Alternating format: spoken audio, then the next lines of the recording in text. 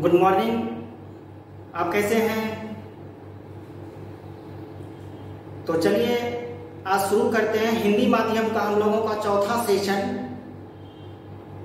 Previous session में हम लोग डिस्कस करे थे क्रिटिकल एंगल, तो आज क्रिटिकल एंगल को हम लोग फिर से शुरू करते हैं। तो आप घर में, आपसे मेरा निवेदन है कि आप घर में सारे क्लास को रेगुलर पढ़ाई करें, सारे सेशन को देखें और इस महामारी के दौर में आप स्वस्थ रहें। तो चलिए शुरू करते हैं आज का हिंदी माध्यम का फोर्थ सेशन, जिसमें कि हमारा टॉपिक है क्रिटिकल एंगल। तो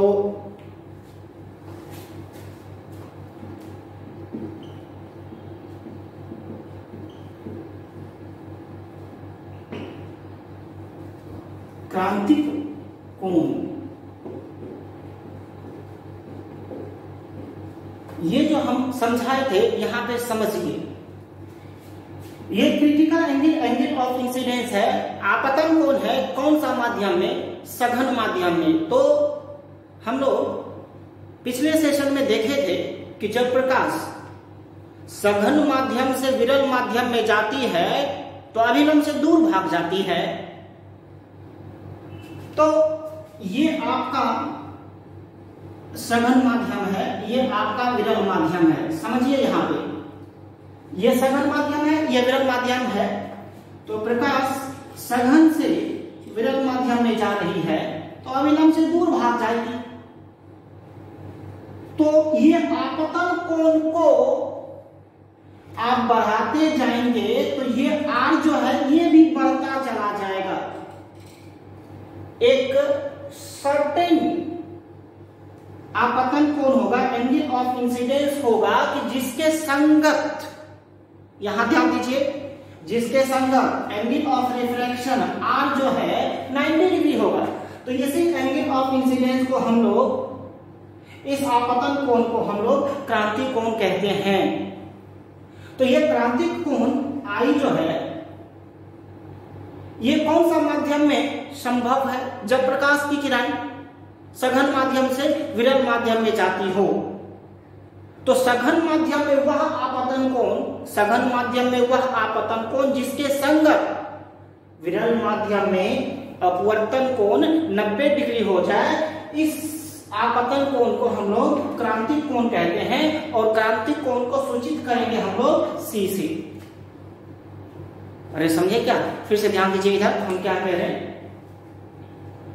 जब लाइट डेंसर से रेयर मीडियम में जाएगी, सघन से विरल माध्यम में जाएगी, तो सघन माध्यम में वह आपतन कोण जिसके संगत विरल माध्यम में अपवर्तन कोण 90 डिग्री हो जाए, उस आपतन कोण को हम लोग क्रांतिक कोण कहेंगे। तो देखिए इसको लिखिए। जब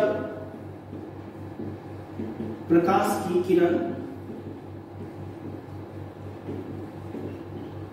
सघन माध्यम से विरल माध्यम में प्रवेश करती है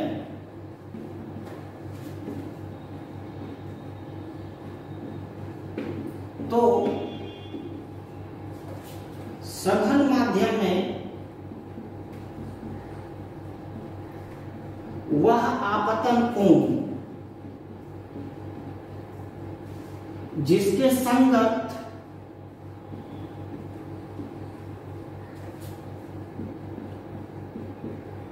विरल माध्यम में अपवर्तन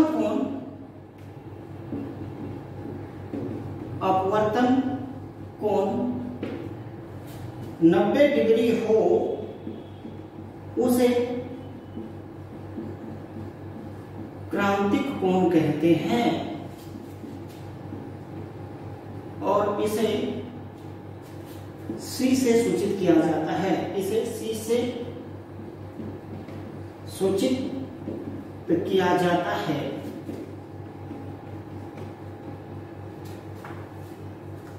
जब प्रकाश की किरण सघन माध्यम से विरल माध्यम में प्रवेश करती है तो सघन माध्यम में वह आपतन कोण जिसके संगत विरल माध्यम में अपवर्तन कोण 90 डिग्री हो उसे क्रांतिक कोण कहते हैं। इसे सी से सूचित किया जाता है। समझे?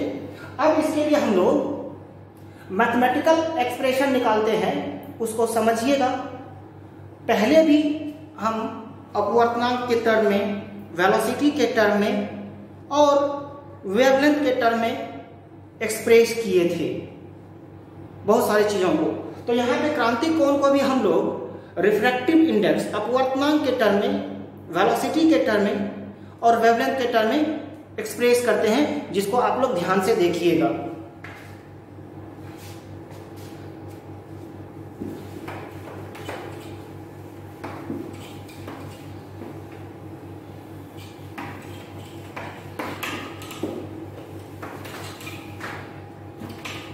देखिए, ये हमारा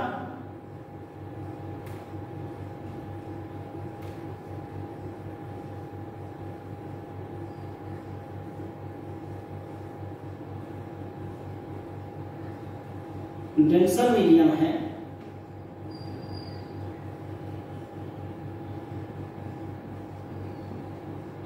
ये रेयर है, विरल है, ये डेंसर सघन माध्यम है। तो इसका रिफ्रैक्टिव इंडेक्स μ1 है, इसका रिफ्रैक्टिव इंडेक्स μ2 है। ध्यान से देखिएगा सब लोग। जब ये लाइट यहां से गई और ये इसका R जो है 90 डिग्री हो जाएगा, तो ये एंगल ऑफ इंसिडेंस को हम लोग क्रिटिकल एंगल कह देंगे। ये I जो है ना C के बराबर हो जाएगा। कब ऐसा होगा? जब ये सघन माध्यम से विरल माध्यम में प्रवेश करेगी। तो according to Snell's law, figure बना करके हम लोग लिखेंगे स्नेल के नियम के अनुसार, स्नेल के नियमानुसार तो क्या देखे थे? Sine I by sine R equal to, जिसमें एंटर कर रहा है, जिसमें प्रवेश कर रहा है, उसका अपवर्तनांक μ1 है और जिससे प्रवेश कर रहा है वो μ2 है। तो स्नेल्स लॉ क्या कहता है? Sine I by sine R equal to μ1 by μ2। तो देखिए यहाँ पे μ1 बाय μ2 लिखेंगे। If R equal to 90 degree, जैसे ही R 90 डिग्री हो जाएगा तो हम लोग I को क्या कह देंगे? C कह देंगे। तो I इक्वल टू C के बराबर हो जाएगा। तब हम लोग यहाँ पे पुट करेंगे sine C by sine 90 degree equal to μ1 by μ2। Sine 90 का वैल्यू 1, तो साइन C इक्वल टू ये हो जाएगा आपका μ1 बाय μ2। मीन्स ये आपका क्रिटिकल एंगल निकल गया। और एक चीज और देख लीजिए, इफ μ1 इक्वल टू 1, किसके लिए? For air. μ1 यदि 1 के बराबर हो जाएगा तो μ2 को हम लोग μ ले लेंगे, μ2 को μ ले लेंगे। तो क्या हो जाएगा? μ1 बाय μ2, ये आउटसाइड मीडियम यदि एयर हो जाएगा तो हमारा एयर का रिफ्रैक्टिव इंडेक्स, वायु का अपवर्तनांक हमारा 1 होता है, जो कि मेजर्ड वैल्यू है। तो μ1 1 हो जाएगा और μ2 को हम लोग मान लेते हैं μ 1.5, 1.6, 2, 2.5, 2.4, 2.3, जो भी वैल्यू हो, जो मीडियम μ जो है, μ2 का वैल्यू μ हो गया। ये मीडियम पे डिपेंड करेगा कौन सा मीडियम है, डेंसर मीडियम। सघन माध्यम सपोज हमारा वाटर होगा तो μ का वैल्यू 1.33, 4/3, ये 1.33 हो जाएगा, जिसको हम लोग 4/3 भी लिखते हैं। या यदि ग्लास हुआ सघन माध्यम तो ग्लास का हम लोग कितना लेते हैं? तो ग्लास का हम लोग 3/2, 1.5। तो जो भी मीडियम रहेगा उसका वैल्यू यहाँ पे μ रख देंगे। तो साइन C इक्वल टू 1/μ हो जाएगा। ये तब लगाएंगे हेलो, ये बताइए, ये फॉर्मूला तब लगाएंगे जब हमारा आउट रेयर मीडियम जो है, विरल माध्यम हो, विरल माध्यम जो है हमारा, वो जब हवा हो जाएगा, वायु हो जाएगा, तो साइन सी इक्वल टू 1/μ लगाएंगे। यदि और दूसरा मीडियम है तो sine C equal to μ1/μ2 apply करेंगे। क्लियर है?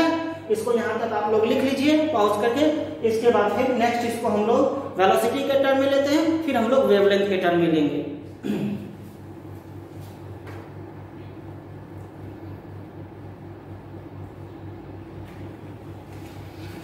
तो देखिए,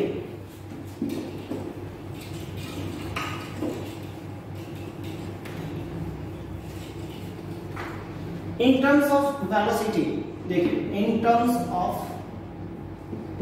वेलोसिटी, वेग के रूप में, वेग के रूप में साइन सी इक्वल टू क्या लिखे आप, μ1/μ2।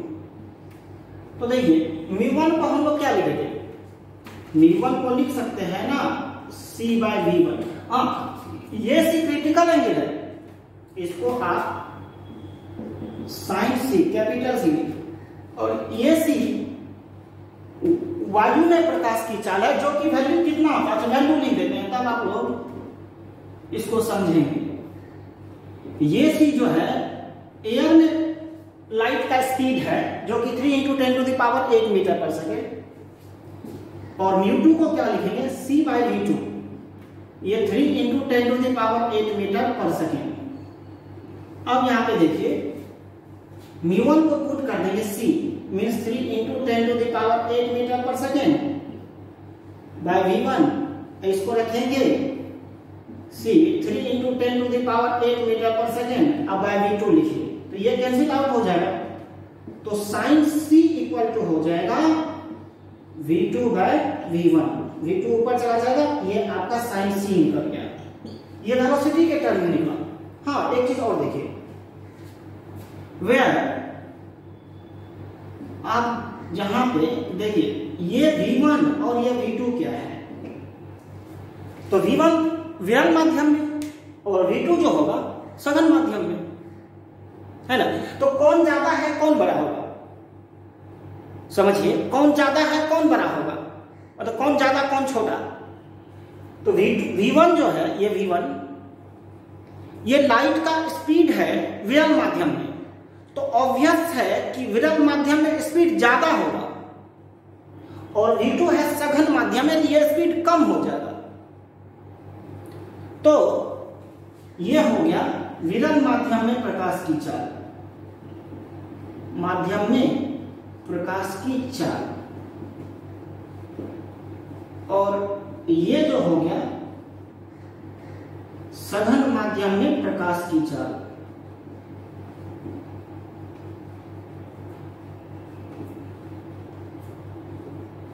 तो अब कौन ज्यादा होगा, तो v1 ज्यादा होगा। तो देख लेंगे कि जो स्पीड ज्यादा दिया हुआ है, एक न्यूमेरिकल स्पीड करेंगे ना, तो आपका क्लियर हो जाएगा। अभी जस्ट इसके बाद न्यूमेरिकल करते हैं हम लोग, न्यूमेरिकल पार्ट में एकदम क्लियर हो जाएगा। तो ये v1 जो है ये ज्यादा होगा, क्योंकि ये विरल माध्यम में प्रकाश की चाल है, और ये जो v2 है हमारा, ये v2 हमारा कम होगा, तो v1 ग्रेटर देन v2 हो जाएगा यहाँ। तो ये क्या चीज के टर्म में हुआ हमारा, ये जो हुआ वेलोसिटी के टर्म में हुआ। अब इसको हम लोग वेवलेंथ के टर्म में रिप्रेजेंट करते हैं, पहले इसको लिख लीजिए।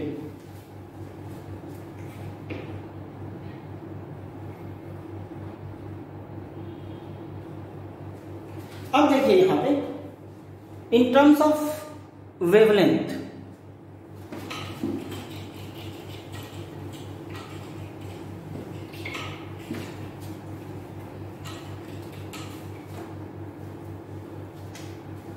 इन टर्म्स ऑफ वेवलेंथ देखिए,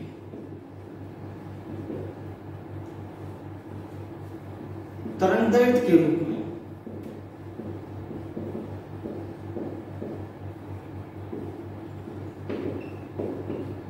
तो साइन c इक्वल टू लिखें आप v1/v2, sign c equal to v1/v2।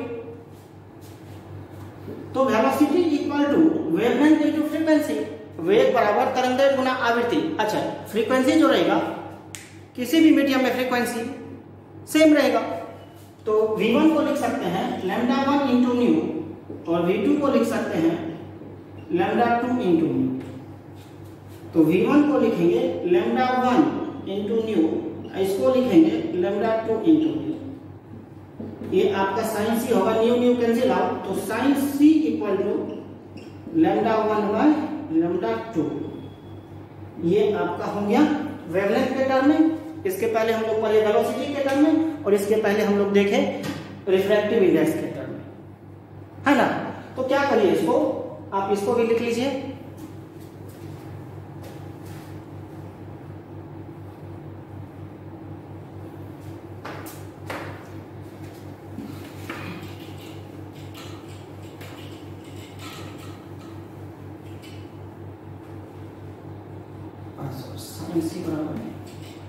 Sorry इसको थोड़ा करेक्शन कर लीजिएगा। Sine C equal to v2 by v1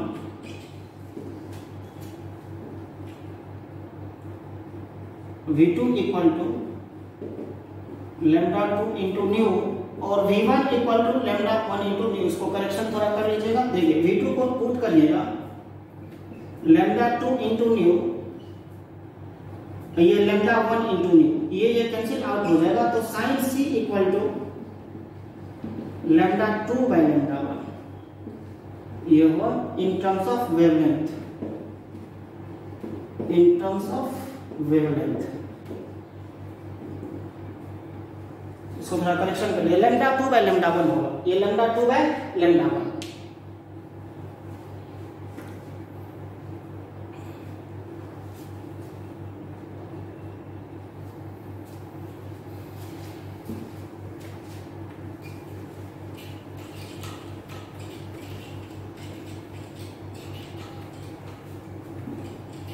हाँ, तो देखिए conclusion, sine C equal to μ1 by μ2 v2 by v1 λ2 by λ1। ये हुआ, ये रिफ्रैक्टिव इंडेक्स के टर्म में, ये वेलोसिटी के टर्म में और ये वेवलेंथ के टर्म में। Sine C equal to μ1 by μ2 v2 by v1 λ2 by λ1। अब जो है इसमें एक छोटा सा न्यूमेरिकल देते हैं, ठीक है, तब आपका फिनिश हो जाएगा। क्या है, क्रिटिकल एंगल फाइंड आउट करने के लिए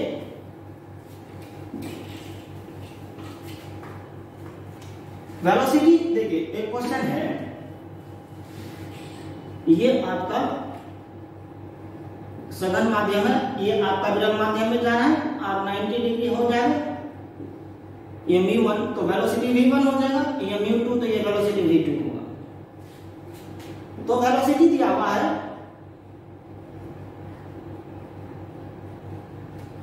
2 into 10 to the power 8 metre per second. एक दिया हुआ है 2.82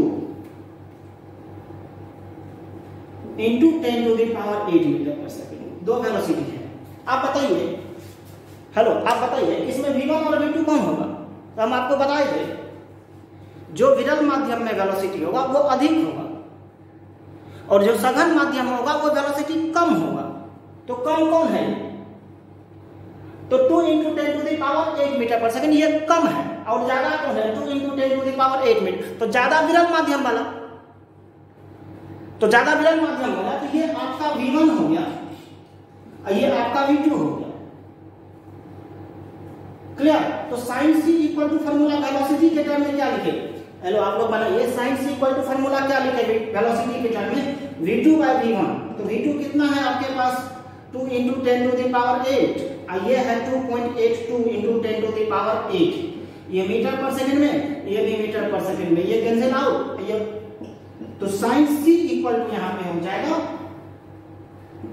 sign C equal to cancel out कर दीजिए 1 बाय 1.41। अब इसको 1.41 को आप क्या लिख सकते हैं? तो sine C equal to 1 by √2। कितना डिग्री का वैल्यू 1 बाय √2 होगा? 45 डिग्री। मीन सी कितना डिग्री हो जाएगा? ए सी आपका 45 डिग्री हो जाएगा।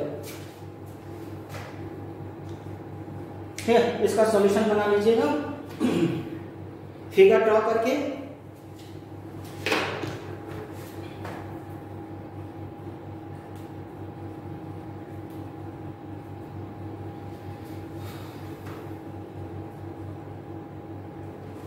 अब एक क्वेश्चन देखिए,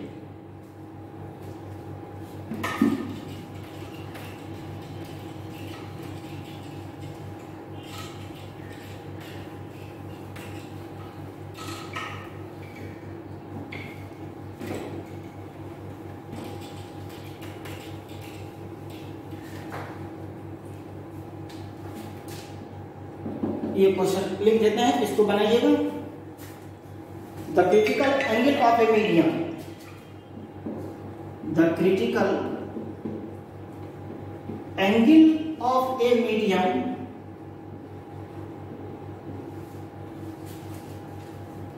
is 30 degree. Calculate the velocity of light. Calculate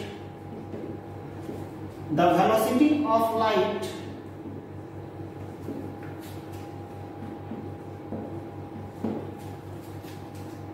in this medium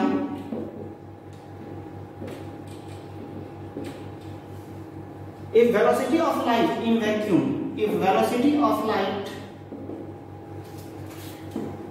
in vacuum is 3 into 10 to the power 8 meter per second, 3 into 10 to the power 8 meter per second। देखिए vacuum में दिया हुआ means बाहर वाला medium जो है vacuum है, तो आप फॉर्मूला क्या लगाएंगे वेलोसिटी वेक्टर में, तो sine C equal to, solution देखिए इसका, sine C equal to v2 by v1। तो सी आपका कितना डिग्री दिया हुआ 30 डिग्री, क्रिटिकल एंगल लेके 30 डिग्री दिया हुआ, और ये वेलोसिटी एयर में, तो ये कौन हो जाएगा v1 के v2, अरे बोलिए ना, ये वेलोसिटी v1 हो जाएगा, क्योंकि जब एयर का वेलोसिटी मैक्सिमम होता है, तो sine 30 degree equal to v2 by 3 into 10 to the power 8। तो साइन 30 का वैल्यू क्या है 1/2 equal to v2 by 3 into 10 to the power 8। तो means 2v2 equal to 3 into 10 to the power 8 metre per second. तो v2 equal to, ये 2 नीचे चला जाएगा, तो 1.5 into 10 to the power 8 metre per second.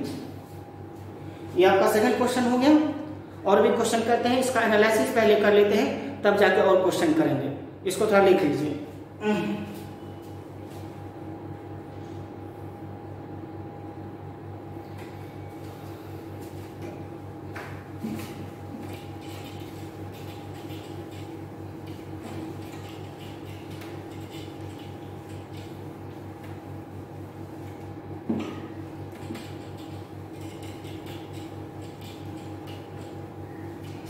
अब देखिए इसका एनालिसिस करते हैं। एनालिसिस नंबर 1 देखिए, क्रिटिकल एंगल फॉर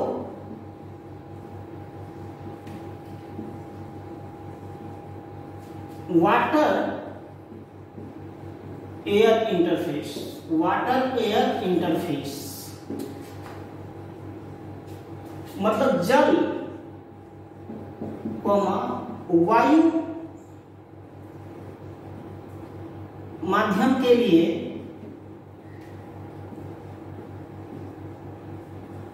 क्रांतिक कोण,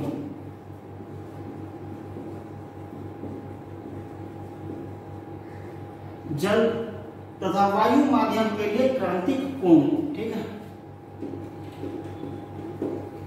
जल तथा वायु माध्यम के लिए क्रांतिक कोण। देखिए निकाल के दिखाते हैं, प्लीज ध्यान दीजिएगा।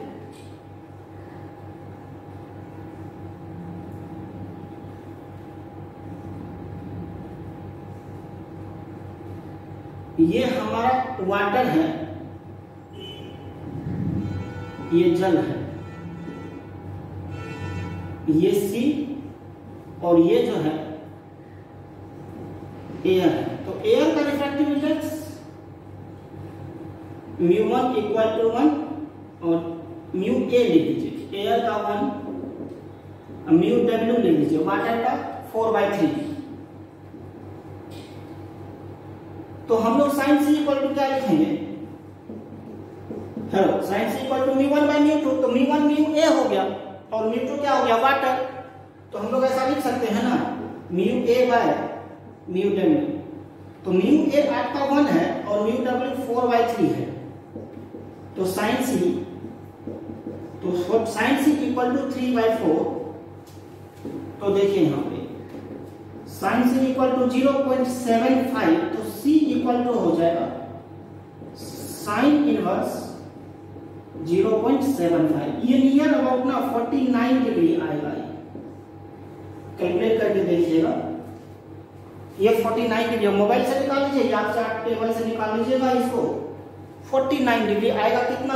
0.75 का। मीन्स वाटर से जब एयर में जाएगा तो उसके लिए क्रिटिकल एंगल आपका क्रांतिक कोण का मान हो गया 49 डिग्री। तो ये एनालिसिस फर्स्ट हुआ आपका। ये जरा लिखिए, इसके बाद करते जाते हैं।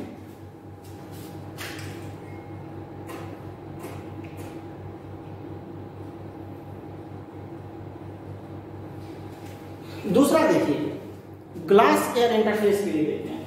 सेकेंड वन देखिए, कांच यहां पे क्या करेगा? Glass air interface. Glass air interface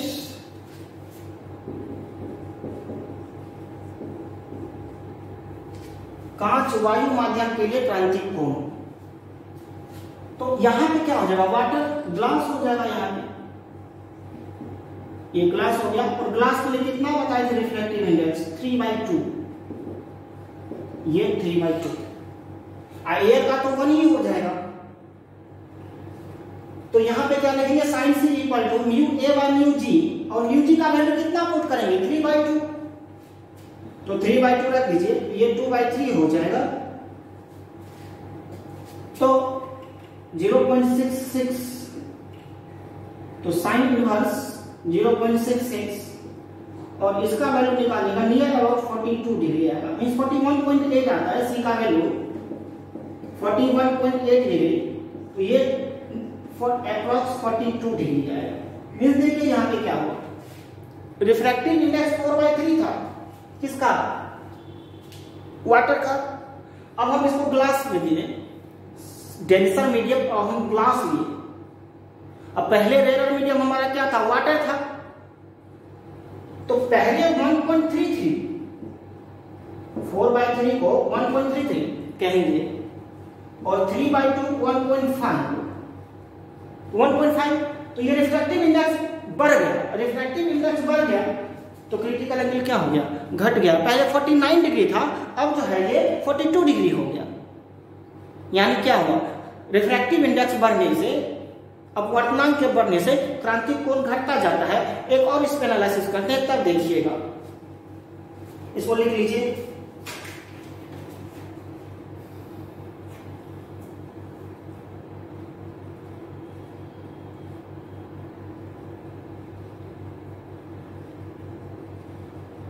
third में देखिए, critical angle for diamond air interface.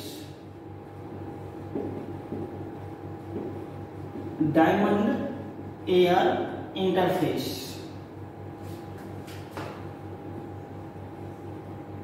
हीरा तथा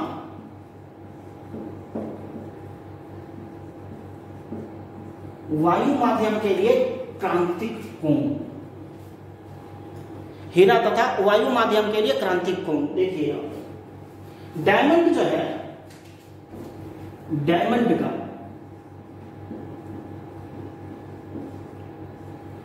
म्यू डी ये जो होता है 2.4 होता है। तो यहां पे म्यू डी लिख देंगे और यहां पे वैल्यू 2.4 लिखेंगे। ये ऊपर चला जाएगा तो 10/24 मीन्स 5/12। ये 5/12 इसको डिवाइड करिएगा, 5 को 12 से डिवाइड करिए,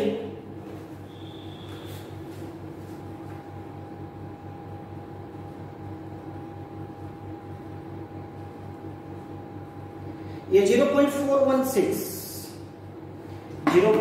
24.16, इसका जो वैल्यू निकलेगा ये 24.6 डिग्री, नियर अबाउट ये 24.6 डिग्री निकलेगा। तो देखिए इसका रिफ्रैक्टिव इंडेक्स और बढ़ गया तो इसका क्रिटिकल एंगल और क्या हो गया, घट गया। देखिए क्रिटिकल एंगल ना डायमंड के लिए बहुत कम हो गया 24.6 डिग्री। तो इस यही वजह है, इसका क्रिटिकल एंगल बहुत कम होने की वजह से डायमंड जो है ना, डायमंड का ब्राइटनेस क्रिटिकल एंगल के कम होने की ही वजह से। देखिए ग्लास का क्रिटिकल एंगल 42 डिग्री हो गया था और डायमंड का क्रिटिकल एंगल 24.6 हुआ, तो बहुत कम हो गया। इस वजह से डायमंड जो स्पार्क करता है, डायमंड जो चमकता है, वो किस वजह से, टोटल इंटरनल रिफ्लेक्शन की वजह से। और टोटल इंटरनल रिफ्लेक्शन किस वजह से होता है, पूर्ण आंतरिक परावर्तन। ये जो होता है, ये पूर्ण आंतरिक परावर्तन, ये क्रांतिक कोण का मान कम होने की वजह से होता है। अभी जस्ट अगला टॉपिक है हम लोगों का टोटल इंटरनल रिफ्लेक्शन। अभी यदि ग्लास का भी क्रिटिकल एंगल कम हो जाए 20 डिग्री 25 डिग्री, तो ग्लास भी ना डायमंड के ही तरह चमकने लगेगा। तो ये आपका देखिए, इसका देखिए क्या हुआ, जैसे समझिएगा तब लिखते हैं इसको, थोड़ा समझिए। वाटर का रिफ्रैक्टिव इंडेक्स 1.33, ग्लास का रिफ्रैक्टिव इंडेक्स 1.5 और डायमंड का 2.4। इसका एंगल क्रिटिकल 49 डिग्री, इसका 42 डिग्री, इसका 24 डिग्री, नियर अबाउट। तो क्या हुआ, देखिए 1.33 से 1.5 हुआ, 1.5 से 2.4 हुआ। तो क्रिटिकल एंगल बढ़ता, सॉरी रिफ्रैक्टिव इंडेक्स बढ़ता गया, रिफ्रैक्टिव इंडेक्स बढ़ता गया तो क्रिटिकल एंगल क्या होता गया, घटता गया। तो जितना हाई रिफ्रैक्टिव इंडेक्स होगा उतना लो क्रिटिकल एंगल होगा। तो पहले इसको आप कंप्लीट कर लीजिए, इसको लिख लीजिए।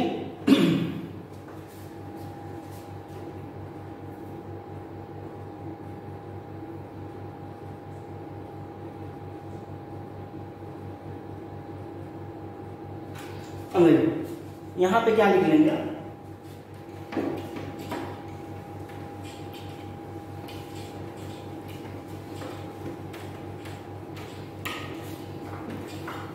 तो रिफ्रैक्टिव इंडेक्स वाटर का लेस देन ग्लास और लेस देन डायमंड। इसका क्रिटिकल एंगल ज्यादा हो गया, सी डब्ल्यू ग्रेटर देन सी जी ग्रेटर देन सी डायमंड। क्रिटिकल एंगल सबसे लिस्ट हो गया किसका, बोलिए ना, डायमंड का क्रिटिकल एंगल सबसे कम हो गया, उससे ज्यादा क्रिटिकल एंगल ग्लास का, उससे ज्यादा क्रिटिकल एंगल वाटर का।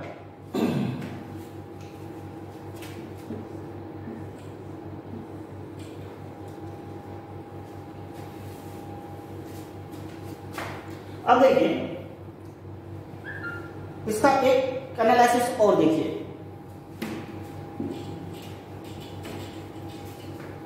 एनालिसिस नंबर 4,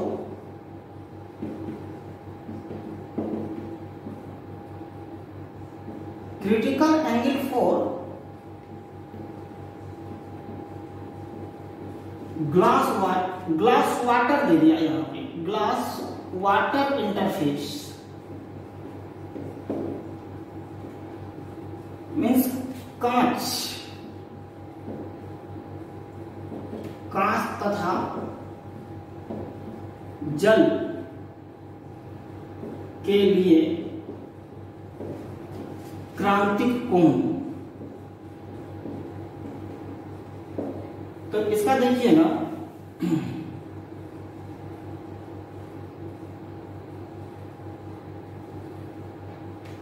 ये आपका,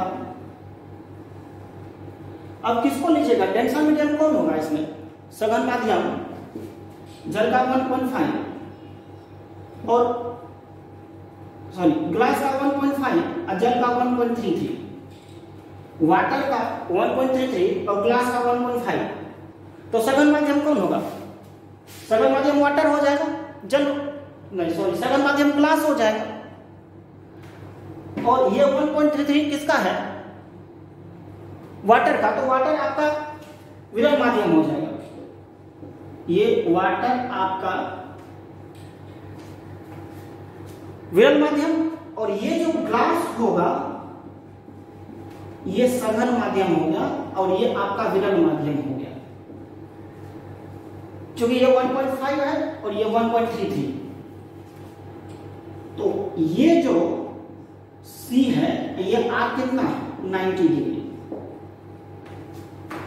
तो ग्लास का 3/2 हम लोग जानते हैं, और वाटर का कितना? 4/3। ये 3/2 और ये 4/3। तो साइन C इक्वल टू क्या लिखेंगे? तो साइन C इक्वल टू μ1/μ2। तो 1 किसको लेंगे? वाटर को लेंगे। तो μW/μg। तो μW कितना है? 4/3 है, और μg 3/2 है। तो ये 8/9 हो जाएगा। साइन C इक्वल टू 8/9, और इसका वैल्यू जब निकालेंगे 8 को 9 से डिवाइड कर दीजिए, ये आएगा 0.88। तो साइन C इक्वल टू 0.88, तो C equal to sine inverse 0.88, और इसका वैल्यू नियर अबाउट 62 डिग्री आएगा। आप देख लीजिएगा, डेटा से देख लीजिएगा या मोबाइल से यह वैल्यू निकाल लीजिएगा। ये 62 डिग्री नियर अबाउट आएगा। तो मीन्स जब ग्लास और वाटर रहा, वाटर कौन सा मीडियम? विरल माध्यम, और ये जो ग्लास हो गया ये कौन सा माध्यम? सघन माध्यम। तो क्रांतिक कौन सा माध्यम में बनता है? सघन माध्यम में। जब प्रकाश सघन माध्यम से विरल माध्यम में जाती है तो अभिलंब से दूर भाग जाती है, और ये जब 90 डिग्री बन जाएगा एंगल ऑफ रिफ्लेक्शन, तो वो आपतन कोण को हम लोग क्या कह देते हैं? क्रांतिक कोण कह देते हैं। तो ये क्रांतिक कोण का मान कितना डिग्री हुआ? 62 डिग्री। कब? जब लाइट कहां से? डेंसर मीडियम से रेडर मीडियम में जा रहा है, मीन्स ग्लास से वाटर में जा रहा है। ये लिख लीजिए एनालिसिस नंबर 4।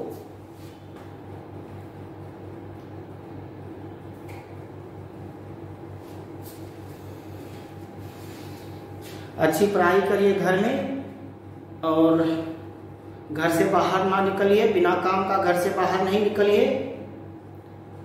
कोरोना की बहुत भयावह स्थिति है, मास्क लगाइए।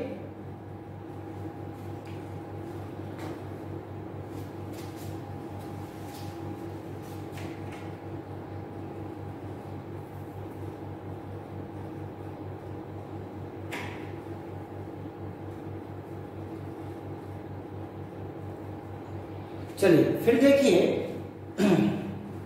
एक एनालिसिस इसमें और करते हैं हम लोग। वो बहुत ही इंटरेस्टिंग है और बहुत ही अच्छा लगेगा।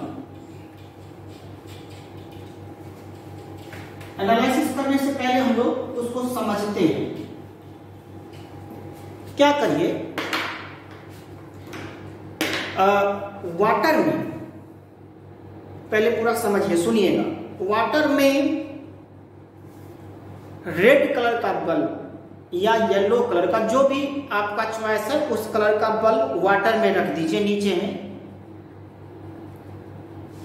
तो उसे बहुत सारा रे ऑफ लाइट आएगा।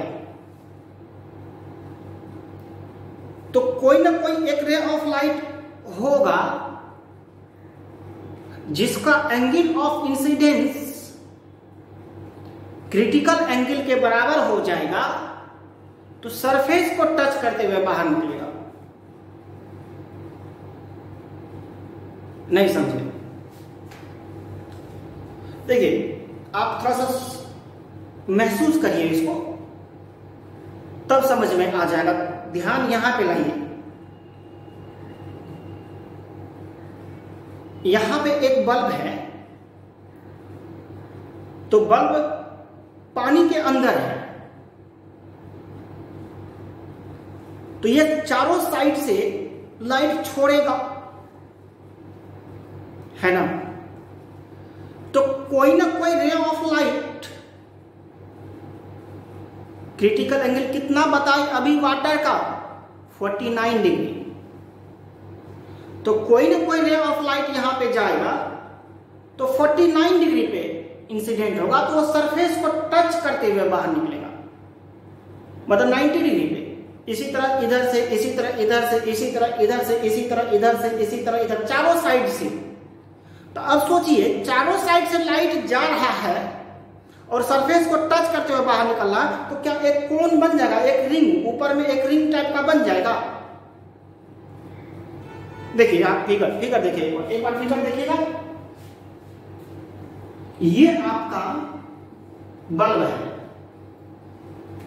ठीक है, ये आपका बल्ब है, ये पानी है, ये रेड कलर का बल्ब है। देखिए कहीं कहीं हम लोग अरेंज करते हैं ऊपर में रिंग बनाने के लिए, अच्छा दिखने के लिए। रेड कलर का रिंग ऊपर में, येलो कलर का रिंग, ग्रीन कलर का रिंग। देखिए ये नाइट में अच्छा लगता है।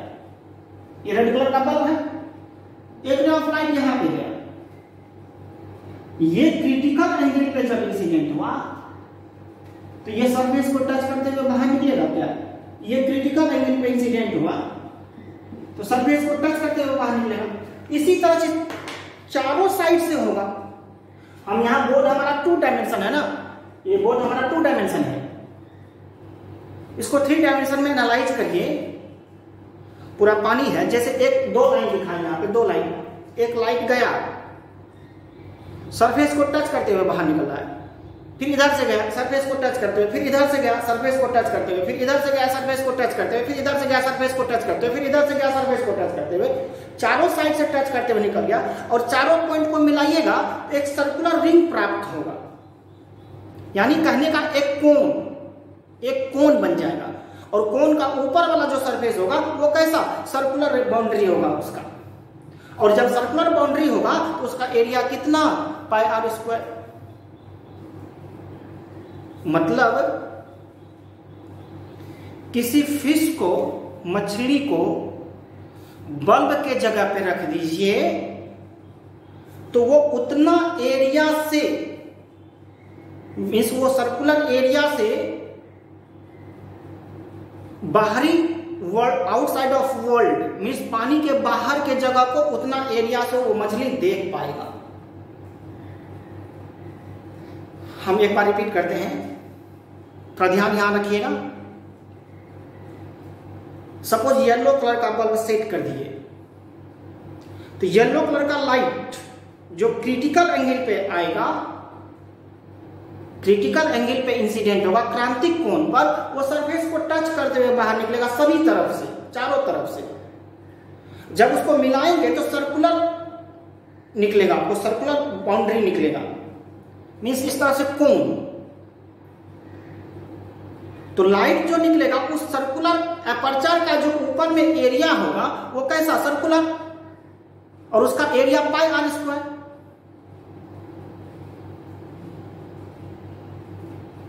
उसी तरह से हम कह रहे हैं कि बल्ब के जगह पे फिश रख दीजिए तो वो क्या होगा, वो देखेगा बाहर। तो जितना वो सर्कुलर एरिया है उतना ही सर्कुलर एरिया से आउटसाइड ऑफ वर्ल्ड, मीन्स बाहरी दुनिया को वो वही सर्कुलर एरिया से वो बाहर देख पाएगा, उतना ही एरिया से। एक एनसीईआरटी में बहुत अच्छा न्यूमेरिकल दिया हुआ है इस पे। और कई बार आपके बोर्ड क्वेश्चन में भी पूछा गया है, तो एनालिसिस यदि कर लेते हैं ना हम लोग, तो ये जो होगा ये बहुत ही आपके लिए इजी हो जाएगा न्यूमेरिकल सॉल्व करने के लिए। तो ध्यान से देखिएगा, हम इसको करते हैं। Analysis 5, area of circular aperture, area of circular aperture, ठीक है,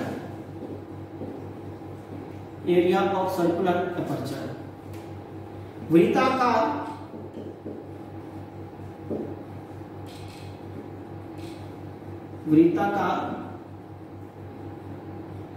पृष्ठ का क्षेत्रफल।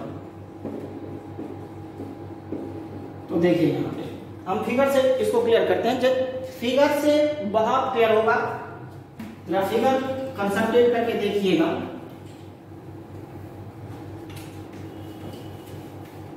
ये हमारा टैंक है। इस टैंक में वाटर डाल दिए हैं, यहां पे बल्ब फिक्स कर दिए।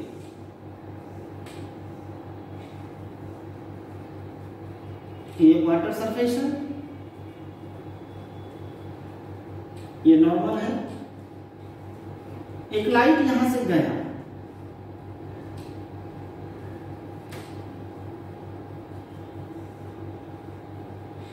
और ये क्रिटिकल एंगल पे इंसिडेंट हुआ। ध्यान दीजिए, ये क्रिटिकल एंगल पे इंसिडेंट हुआ, बाहर में एयर है, ये ऐसे करके चला जाएगा, ये यहां गया, ये क्रिटिकल एंगल पे गया,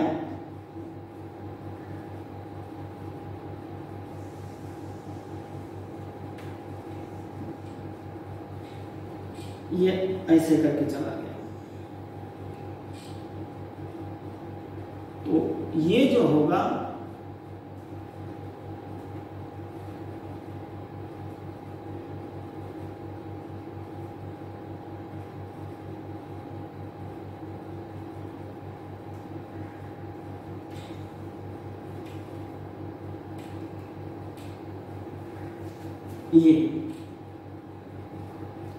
ये सर्कुलर एपर्चर बनेगा,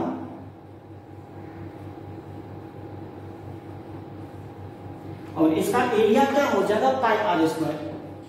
ये आर ले लीजिए, अच्छा ये सी है तो डेफिनेटली ये भी सी ही होगा, और ये हाइट को एच हम लोग ले लेते हैं। क्लियर है ना? और ये वाटर है, डॉट डॉट हल्का हल्का बना दीजिए, ये हमारा वाटर है,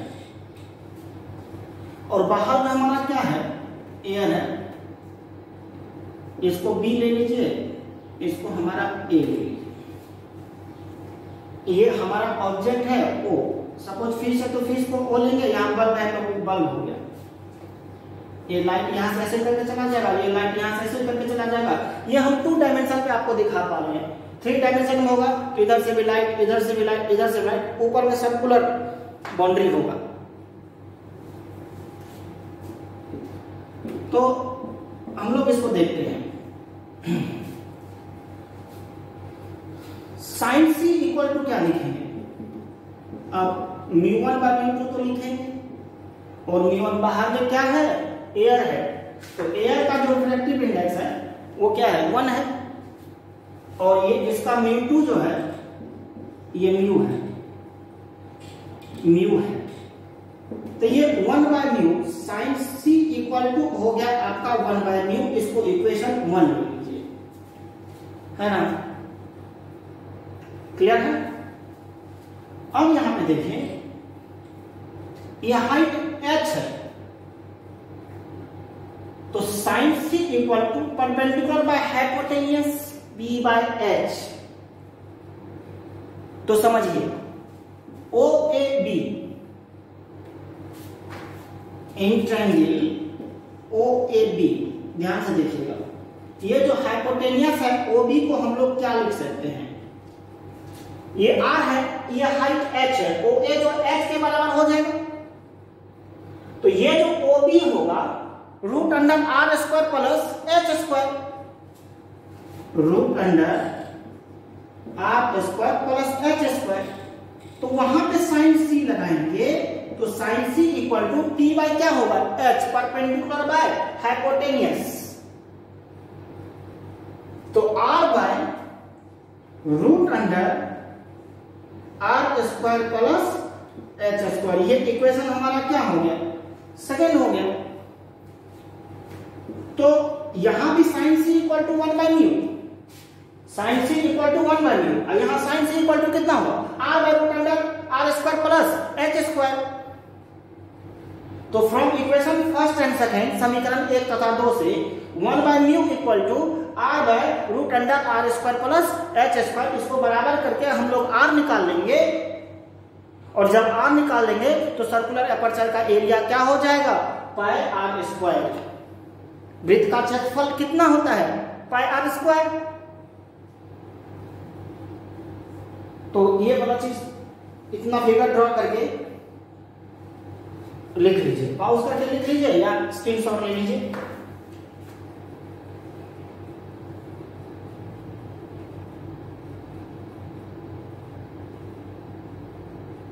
हाँ, from equation first and second इसको देखिए।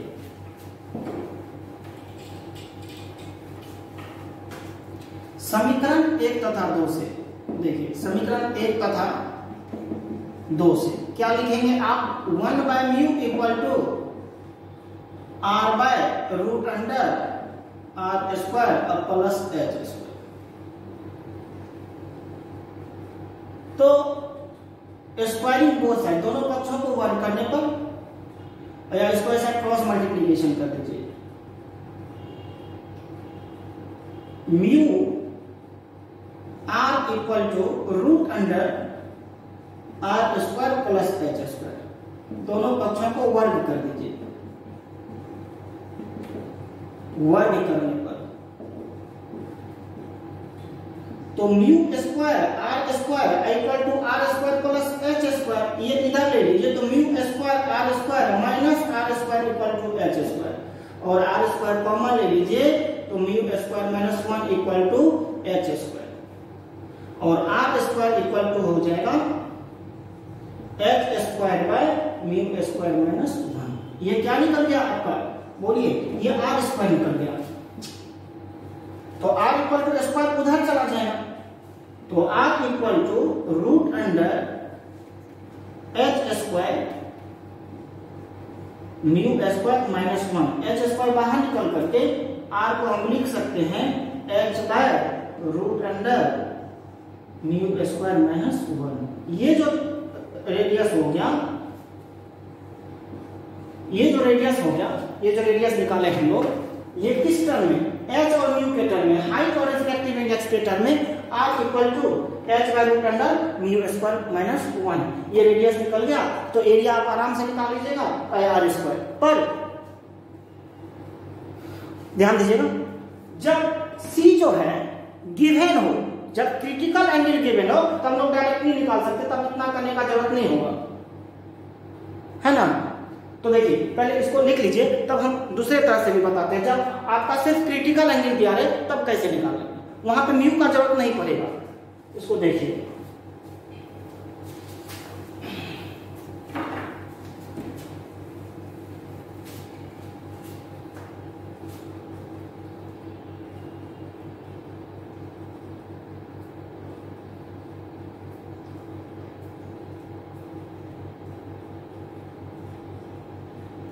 हाँ, अब देखिए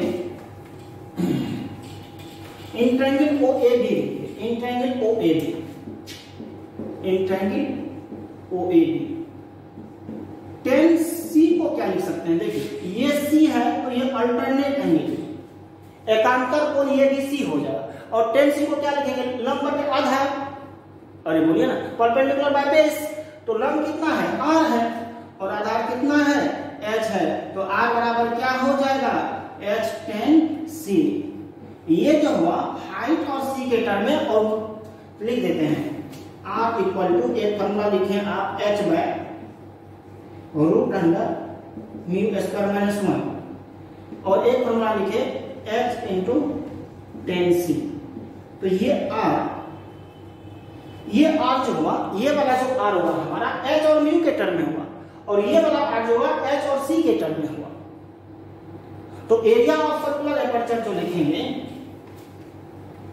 एरिया ऑफ सर्कुलर एपर्चर जो लिखेंगे, वो कितना हो जाएगा बोलिए? या सर्कुलर बाउंड्री, ये हो जाएगा पाई आर स्क्वायर।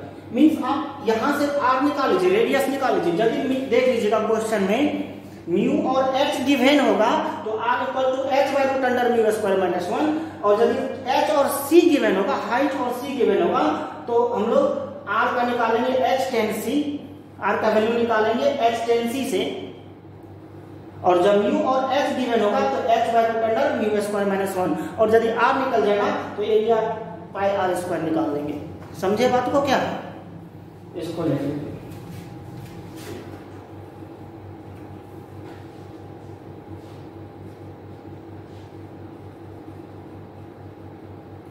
और आज का होमवर्क लिखिएगा।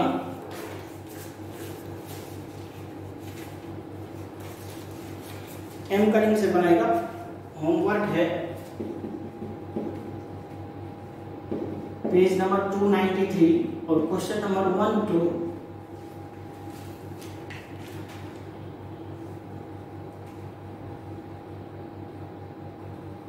होमवर्क लिख लीजिए। 1 to 19 बना लीजिएगा। इसमें बहुत क्वेश्चन बताया हुआ है और एक क्वेश्चन अभी और बता देते हैं तो कंप्लीट हो जाएगा। ये सारा क्वेश्चन बना लीजिएगा। एक क्वेश्चन अभी और देख लीजिए।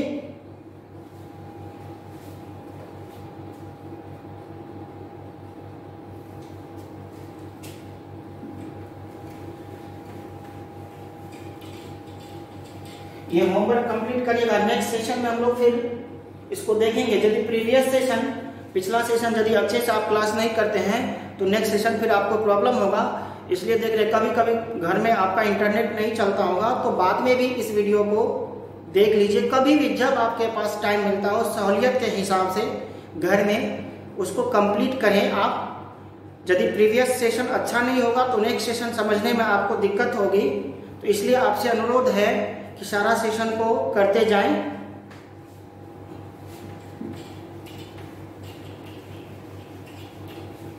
एक क्वेश्चन देखिए, ये छोटा क्वेश्चन है, बहुत ही छोटा क्वेश्चन है और तुरंत आपसे सॉल्व हो जाएगा।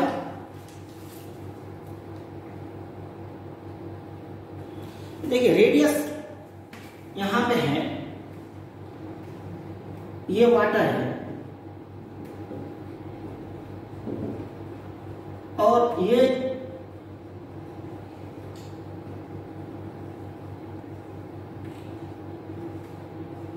जो सर्कुलर बाउंड्री है इसका रेडियस दिया हुआ है। रेडियस 0.5 दिया हुआ है और म्यू का वैल्यू 4/3 है। तो म्यू 4/3, रेडियस 0.5 है। तो कह रहा ये हाइट निकालिए, डेप्थ मीन्स ये जो बल्ब है उस बल्ब का डेप्थ क्या है निकालिए। तो हम फॉर्मूला क्या लिखे अभी, R equal to H by root under mu square minus 1। तो H equal to R into root under क्या लिख सकते हैं, म्यू स्क्वायर माइनस 1। तो R है 0.5। हेलो, कितना आसान न्यूमेरिकल देखिए, एनालिसिस करने के बाद कितना आसान हो गया। R equal to H by root under mu square minus 1। अभी हम लोग इसको निकालें, इस फॉर्मूला को। फॉर्मूला याद रखिएगा तो बहुत सारा क्वेश्चन ऐसे ही सॉल्व हो जाएगा। तो H equal to R into root under mu square minus 1। तो R ये हो गया 4/3 का whole square minus 1 means 0.5 root under 16/9 minus 1। इसको सॉल्व कर लीजिएगा, जो मिलेगा इसको बना लीजिएगा। और है कि होमवर्क कंप्लीट करिएगा।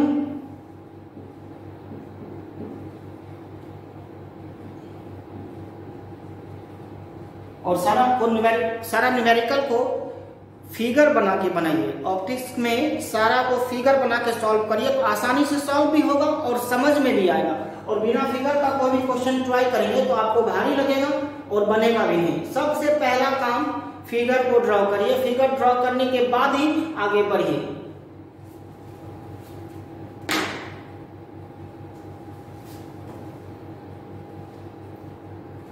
ठीक है, आज इतना तक रहने देते हैं आज के सेशन में। फिर हम लोग जब नेक्स्ट सेशन में करेंगे तब इससे आगे बढ़ेंगे। आप सबको थैंक यू। और होमवर्क आप कंप्लीट करें और सारे सेशन को देखें।